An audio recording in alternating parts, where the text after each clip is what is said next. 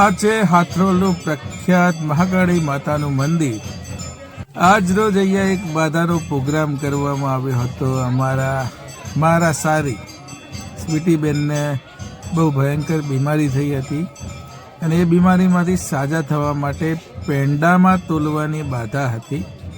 એમનું વજન almost 80 kilo છે, તો 80 કિલો પેંડા પરચેજ કર્યા હતા. હવન રાખવામાં આવ્યું હતું, આખો દિવસ હવન ચાલ્યું હતું અને સાંજે 2 તુલા, જ્યાં મહાકાળી માતાની મંદિરની સામે એક વડલો છે ત્યાં તુલાનું બાંધવામાં આવી હતી અને એ તુલાને અત્યારે બીજા મિત્રો તોલી રહ્યા છે. મહારાજ દ્વારા એને સ્વીટીબેનને કંકુ તિલક કરવામાં આવ્યું, તુલામાં બેસાડવામાં આવી રહ્યા છે.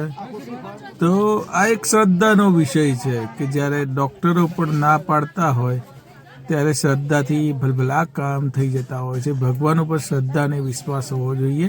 સ્વીટીબેન એક પલ્લુમાં છે અને એક પલ્લુમાં પેંડાના બોક્સ મૂકવામાં આવી રહ્યા છે.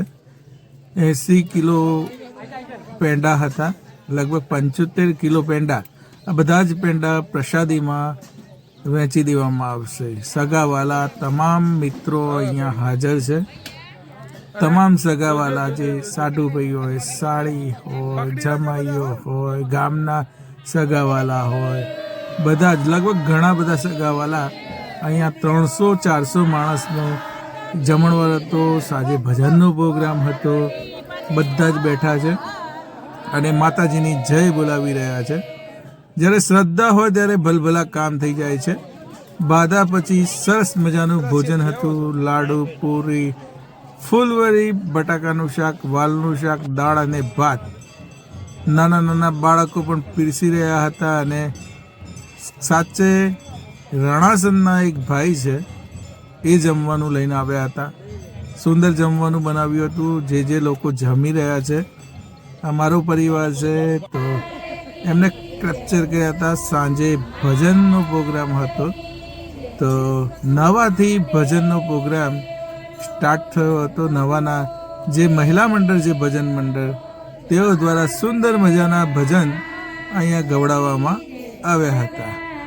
તો ભજનનો વિડીયો લાંબો આપણે લીધો નથી, કારણ કે વિડીયો બહુ લાંબો થઈ જાય, જોવાની પણ મજા ના આવે. આ બધી મેમરીઝ છે જે ભવિષ્યમાં કામ આવવાની છે. સાથે સાથે ત્યાં જ્યારે તુલા થઈ ત્યારના ફોટોગ્રાફ્સ પણ મેં લીધા હતા, તો એ ફોટોગ્રાફ્સથી પણ યાદગીરી તાજા રહે. આ બધું સ્વીટીબેન બીમાર, જબરજસ્ત ભયંકર બીમાર હતા. 7 ડૉક્ટરોએ ના પાડી હતી ઓપરેશન કરવાની, છતાં પણ ઓપરેશનથી અત્યારે સાજા સમા થઈ ગયા છે. ત્યારે મા મહાકાળીની કૃપા દ્રષ્ટિ પડી અને એટલા માટે એમની જે બાધા હતી એ બાધા પૂર્ણ કરવા માટે સગાવાલા બધાના ચહેરા ઉપર ખુશી જોવા મળી રહી છે. તો આવી રીતે તમે પણ જ્યારે શ્રદ્ધાથી કોઈ પણ બાધા કે ગઈ માતાજીને, ભગવાનને પ્રાર્થના કરો છો ત્યારે પૂરો બ્રહ્માંડની શક્તિ ત્યાં લાગી જાય છે અને તમને ચોક્કસ એમાંથી ઉગા રહે છે. આભાર મા મહાકાળીનો કે એમને સાજા સમા કરી.